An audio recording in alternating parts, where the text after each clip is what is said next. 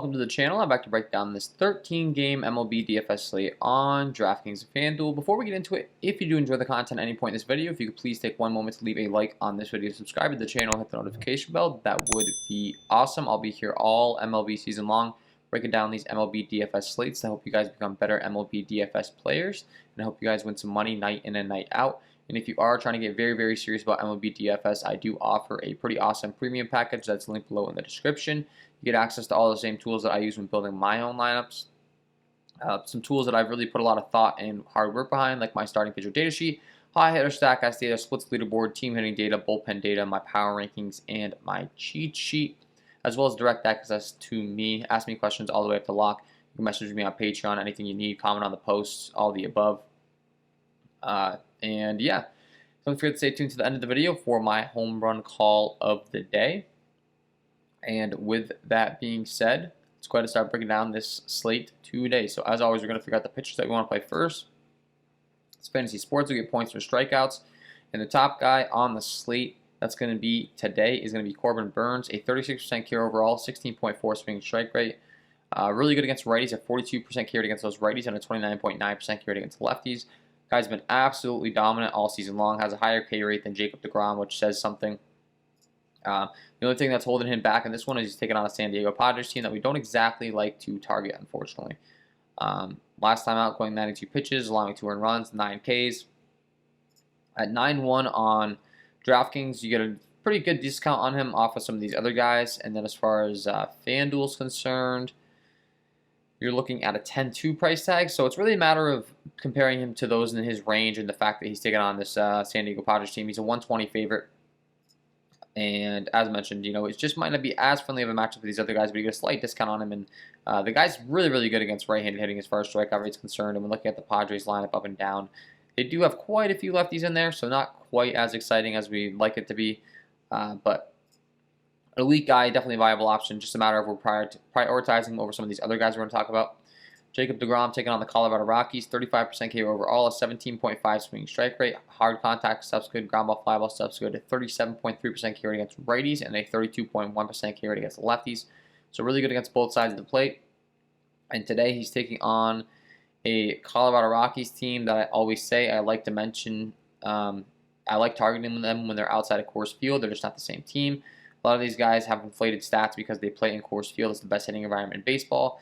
And they have to go into the Mets Stadium at Citi Field, which is a much less friendly hitting environment. Pulling up the sheet for you guys so you can see a visual here as far as Citi Field is concerned.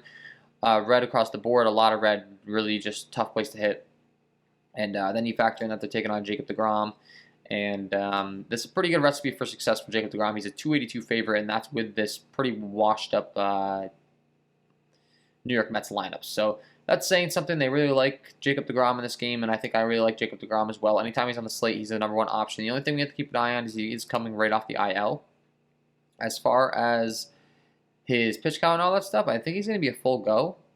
So I'm not too concerned about that. I think he'll be fine. They worked him back. He had like a rehab start and making sure he's good, and I don't think the Mets are going to throw him out there if he's not good. So if we get news that he's on a pitch count or something, you know, follow me over on Twitter at KJK_DFS. If I get news like that, oftentimes I'll retweet it for you guys, so you keep an eye on the news. I'm constantly evaluating that stuff. So Max Scherzer taking on the Cincinnati Reds, 34.2% K overall, 15.9 swinging strike rate, 37.8% K rate against righties, and a 30.4% K rate against lefties. Really good across the board, and he's taking on Cincinnati team. It's a little bit less than ideal to target as far as from a power aspect, but there's definitely still a bunch of strikeouts in this lineup up and down, and comes in as a 185 favorite. He's 11K on FanDuel. Over on DraftKings, they got him priced at 10-7. And he's definitely going to be a viable option. There's definitely going to be some other guys that have a little bit better matchups that we're going to get into here pretty shortly. So this is where it's going to become a thing of if am I really wanting to pay that amount of salary for a guy that's in not quite as good of a matchup. But I will say Scherzer's definitely in a better matchup in my opinion than Corbin Burns. They're kind of hand in hand as far as talent's concerned at this point, I would say, in strikeout uprate. So if you want to go there, depending upon the website that you're playing on, you know, maybe play the cheaper of the two. But these are the decisions we're going to have to make. Lucas Giolito taking on the St. Louis Cardinals, 32.1% K overall, 15.6 swing strike rate, 32.3% K rate against righties, and a 32% K rate against lefties. taking on a St. Louis squad. As far as the Vegas total is concerned and everything in this one, we can see that he is a 143 favorite. The Cardinals don't strike out the most within Chicago, and he's going to be another option. He's 8.5 on FanDuel, so that's a nice discount from some of the guys that we've been discussing. And on DraftKings, he's 8.7. Same thing, going to be a little bit cheaper than some of the guys that we've been discussing so far. Last time he went up there and put a 11K game, so that just goes to show he's got some upside as well. And this slate's going to be loaded, so you're going to have to pick, based upon the bats you want to go to. Of course, you probably want to fit in Burns, DeGrom, Scherzer, but maybe you have a stack, 2 stacks or something that you really, really like. You need a little bit of a discount. You can go down to a guy like Lucas Giolito. So that's the positive of this slate. Charlie Morton taking on Boston. He's a guy I'm not going to be playing. He's honestly not been that good overall for the most part this year, and Boston doesn't really strike out, so I wouldn't be doing that if I were you guys. Jack Flaherty taking on the Chicago White Sox. Very reliant on facing right-handed hitting as far as his strikeout upside is concerned. And when looking at the Chicago White Sox up and down, we can see that they do have quite a few righties, so they also have quite a few switch hitters. Pretty good amount of a blend. And I think that Flaherty is a little overpriced on FanDuel, 10.5. I'm not really trying to pay up for him there. And then on DraftKings, 9.3. Decent option, but I think I'd rather just go to Joe Musgrove, who's taking on the Milwaukee Brewers, who we'll get to because that's a much better matchup. Kevin Gausman taking on the Arizona Diamondbacks. They're really just not that good. 28.2% carry overall, 25.8% carry against righties, and a 30.8% carry against lefties. A guy that many people may not think is that great of a pitcher. And we're looking at his price tag. He's only 7.2 on DraftKings, and I mean, the guy's been killing it. 12 Ks and 8 Ks his last 2 games at that price tag at 7.2, 0 and 1 earned runs. That's a pretty friendly discount. And then you go over to FanDuel, and as far as his price over here, and you can see he's priced at 10.8. So this is a perfect example of a price difference on FanDuel. The guy's priced way up on DraftKings over here. I mean, that's really, really cheap. So I like him a lot on DraftKings for sure. That's a huge discount, so he's viable. Andrew Heaney taking up the Texas Rangers. It's a guy that struggles with hard contact rate, but does have a good strikeout rate, and he's taking on a team that's striking out a bunch. The Texas Rangers are a team that we've been wanting to target all year long. 28.5% carry against righties and 26.3% carry against lefties for Heaney. And as mentioned, the matchup is exactly where we want it. Comes in as a 161 favorite. He's 7.6 on FanDuel. Over on DraftKings, they got him priced down quite a bit as well. Pulling up Heaney, he's 6.2, and if you're looking at his most recent 2 starts, he's allowed 5 and 4 earned runs, has really struggled. Those are taking on Cleveland and Houston. I think this is a much better matchup for him. Texas has been really bad, especially against left-hand pitching all year long, and I think we can jump on the fact that he struggled the last 2 times out, both ownership and price-wise. He's at a price discount. People might be scared to play him because he's been struggling. I like to jump on those situations, get him at low ownership, get a bunch of upside, and I definitely think that he's a good option tonight.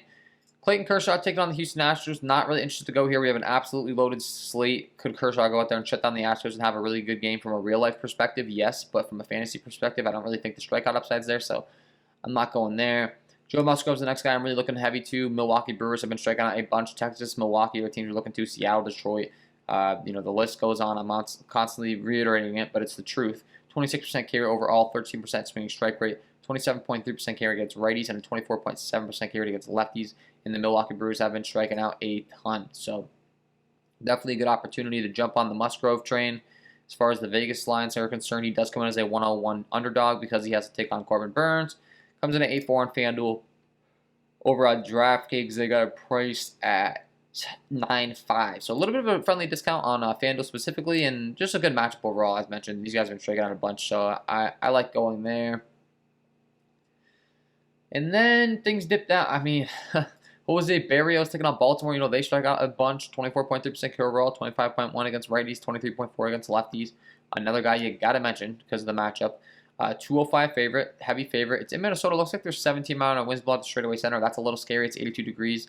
It's not the best hitting environment overall if you're looking at the chart that I always like to show you guys as far as Minnesota's concerned in target field. But with those winds blowing out, that could deter things and change it a little bit as far as how the ballpark plays. But Barrios is 8K on FanDuel. Over on DraftKings, they're going to price at 9K. And you can't ask for a much better matchup here. So he's going to be another guy that's you got to be looking to. And once again, if you're stacking up a team, you only have $8,000 left on FanDuel, or whatever the case may be, the same his price tag on DraftKings, and you fall in that range, great guy to be inserting in your lineups.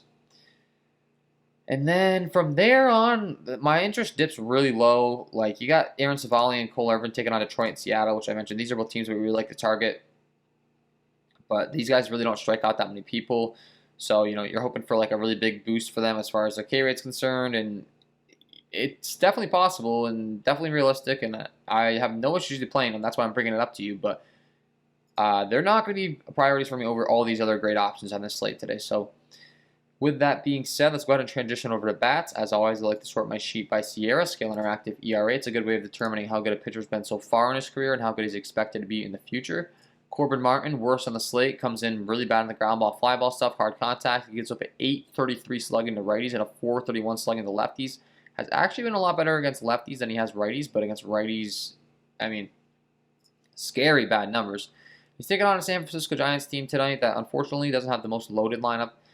And to be honest with you, I don't really think I have an issue targeting these lefties either, and the Arizona bullpen has been terrible as well. So if we really get confirmation that it's going to be Martin that's starting this game and they're going to be going to the bullpen after him, there's a strong chance that we could be stacking up this team and facing some pretty weak arms out of the bullpen as well. So guys with a bunch of power: Mike Yastrzemski, Buster Posey, Brandon Crawford, Brandon Belt, Evan Longoria, Alex Dickerson, Mike Tauchman at the bottom of the order has a bunch of power. Like, I think it's a great stack. I don't know if it's necessarily going to get the ownership.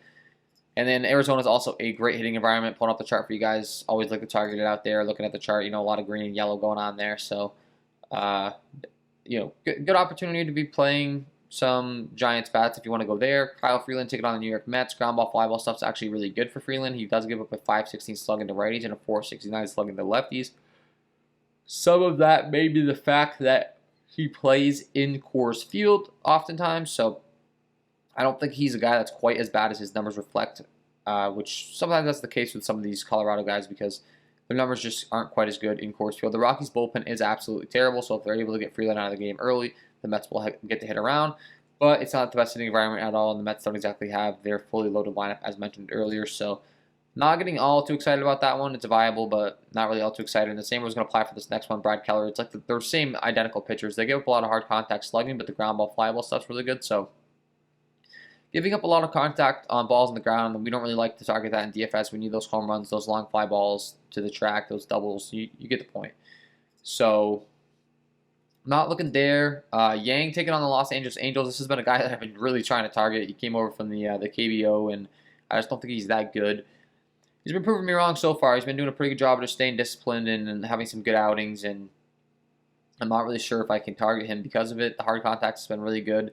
Overall, ground ball, fly ball stuff. And the Angels don't exactly have the most loaded lineup, so if it's going to be the Angels that beat me in the first time against him, so be it. I think I can live with that. They have a 4.72 implied run total. It's 76 degrees in the Los Angeles Stadium. I do always say that's the better hitting stadium than a lot of content producers would tell you. Like, if you look at the diagram, there's red and yellow going on there, but as far as home runs are concerned, which is the thing that we're really going for, it's not the worst ballpark in the world at all.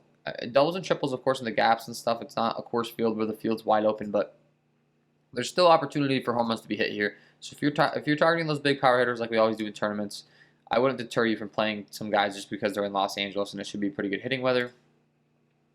Logan Gilbert, young stud, taking on the Oakland Athletics. We don't really have a large sample size on him. He hasn't been the greatest so far, but he's a top prospect for the Seattle Mariners. He's expected to be the real deal. Has been giving up a lot of slugging, so maybe it's a guy that we can just go ahead and target early on while he's kind of working out the kinks in his game, taking on these major league lineups. And the Oakland Athletics do have a 4.78 implied run total. The problem is it's in the Oakland Coliseum. It's not the best hitting environment. Pulling up the chart, you can see a lot of red for those home runs, which is always the thing that I talk about the most. We need those home runs. So, but when you have guys that hit the ball 400 feet, as I always say, that can resolve some things. And the Athletics definitely do with guys like Mark Canha, Seth Brown, Ramon Laureano, Matt Olson specifically in the 4-hole, Matt Chapman, Jed Lowry. Definitely still a viable option, just not the best hitting environment, unfortunately. Dean Kremer taking on Minnesota's been a guy we've been targeting all season long as well. Ground ball, fly ball stuff's all really bad. Gives up a bunch of home runs, a 517 slugging to righties and a 472 slugging to lefties. I've loved targeting the guy. Minnesota has a lineup that up and down is pretty loaded. They have a 5.62 implied run total, and I think this is a great spot, especially 17-mile-an-hour winds blowing out. It's 82 degrees. I think that we can really load up on these guys. The Baltimore Orioles bullpen is not good either. Josh Donaldson, Max Kepler, Nelson Cruz, Alex Kirilloff, Miguel Sano, Trevor Lenark. All these guys have power. Mitch Garver. Luis Arias at the top of the order doesn't have the most power, but he's a really good contact hitter. He can get on base and get hit around and get those RBIs, runs, etc. in your lineup. So no issues with that. Cole Irvin taking on Seattle. You can see some hard contact issues, and specifically against left-handed pitching, ironically, even though he's a left-handed pitcher himself. Also does good with 411 slugging to righties. So you could go to the Seattle Mariners tonight as a sneaky stack if you want to. And they only have a 3.72 implied run total in the same game.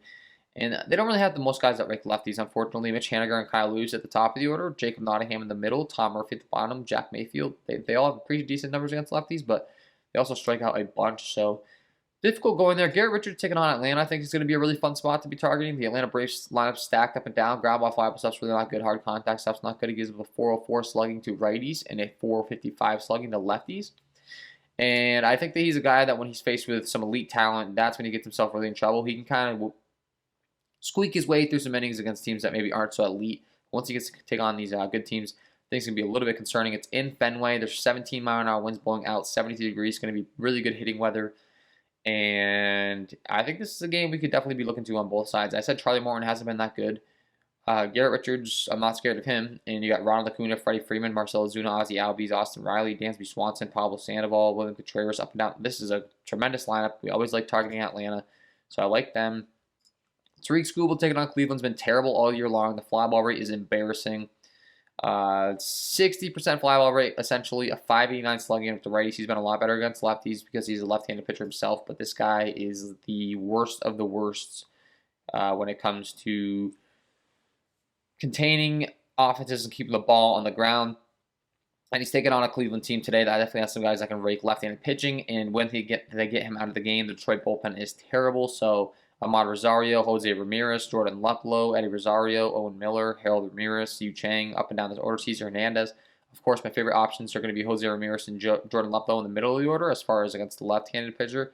But overall, if they can get the guy out of the game, they're going to have a pretty fun time against that Detroit bullpen as well. So it's definitely a stack that I would be 100% okay with you going to today. Once we get past that, things start to get not quite as bad as far as pitching is concerned. Not really getting all too excited to target these guys. Rich Hill taking on the Kansas City Royals, a guy that's been really good with a lot of hard contact to righties, but Tampa's really good at fixing their pitchers. He seems to really be coming around. It's in the Trop, not the best hitting environment. I'm not really trying to go there. I'm not really trying to target Jose Barrios with the Baltimore bats. I don't really want to target Tyler Mahle. If I am targeting Tyler Mahle, it's with those left-handed hitters, and Washington does have some good lefties, so maybe Washington stack. Like, if you're playing a bunch of lineups in tournaments, I wouldn't call you crazy. It's in Washington, which is a great hitting environment. They have a 4.32 implied run total. Not my favorite spot to go on the slate, and I will say the New York Yankees in Yankee Stadium taking on Steven Matz are a team that pops from a run total perspective. Steven Matz is a guy that traditionally has really, really struggled early on in the game, the first inning. If you've tracked him throughout his career, it's pretty embarrassing how bad he's been in the first inning, and if they can jump on him early, hopefully get some weaker bullpen arms out of the bullpen, the Yankees could be a stack that could really go off. A 491 slugging given up to righties, 35.4% hard contact rate, and the Yankees lineup just absolutely loaded with right-handed hitting. DJ LeMahieu, Luke Voigt, Aaron Judge, Gio Urshela, Gleyber Torres, Gary Sanchez, Miguel Andujar, Clint Frazier, Kyle Higashioka. Legitimately every single hitter in this lineup that's expected to be in the game tonight is a right-handed hitter. And it's in Yankee Stadium, which is a great hitting environment. Pulling up the diagram, you can see home runs treat hitters very well in Yankee Stadium. So all these things applied as an offense I skipped over that we could definitely be looking to today. And that's probably the last one I'd really be mentioning, to be honest. I'm not really looking to target anyone else down this list. And those are the guys to be going to. Zach Greinke's a guy that I continue to say, so I'm gonna make one more comment here. Zach Greinke, I think, is on a little bit of a different dynamic as far as his pitching ability now. He really can't strike anyone out. Doesn't really have that elite stuff that he used to have, and he's taking on a Los Angeles Dodgers lineup tonight that's absolutely stacked. A 427 slugging unit to righties, 332 slugging to lefties. He's actually been a lot better against left-handed bats than he has righties, but overall, this Dodgers lineup is just a really good one. And I think that we could see them get to Greinke. And Greinke is a pretty household name. He has a lot of name value around the league. People that might not want to be stacking against him. And I definitely think he can. So Mookie Betts, Max Muncy, Justin Turner, Will Smith, Gavin Lux, Chris Taylor, Albert Pujols, Matthew Beatty, Austin Barnes, all the above. They're on the road. They're going to get that guaranteed at bat in the ninth inning. And I think that you can definitely be looking to them. So they're the last stack that I'll mention. And with all that being said, before I let you guys go, I'm going to give you my home run call of the day. Let's get into it. And my home run call of the day today is going to be Nelson Cruz taking on Dean Kremer. I had mentioned his hard contact issues. He's given up a lot of home runs in Minnesota, which isn't the best hitting environment. But as we had mentioned, it looks like there's going to be some great winds tonight in Minnesota. 17-mile-an-hour winds blowing straight out, 82 degrees. Should be some great hitting weather for Nelson Cruz tonight if he's able to get back in the lineup, and I think he does. And this should be a great first matchup for him to get going because Dean Kremer gives up a 5.17 slugging and right-handed hitting, 367 WOBA. Not going to get the job done. The ground ball, fly ball stuff's bad as well. And when looking at his repertoire and what he really goes to, on average, you're looking at about a 93-mile-an-hour fastball, and Nelson Cruz crushes that pitch. A 457 ISO with a 513 WOBA, 50% hard contact rate. And then as far as the secondary stuff's concerned, Kremer's really reliant on the curveball, and Nelson Cruz absolutely rakes that pitch as well. A 525 ISO with a 489 WOBA. Love this spot for Nelson Cruz. Get him in your lineups because he is my home run call of the day.